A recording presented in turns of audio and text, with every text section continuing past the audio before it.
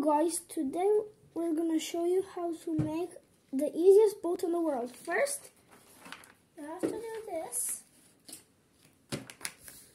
Then you have to use the glue stick to stick the parts like this.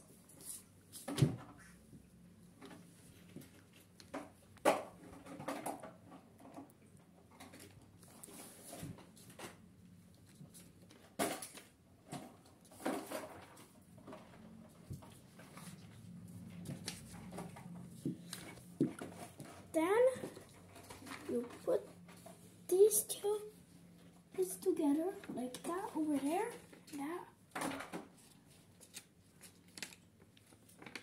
over there, and after this, like that.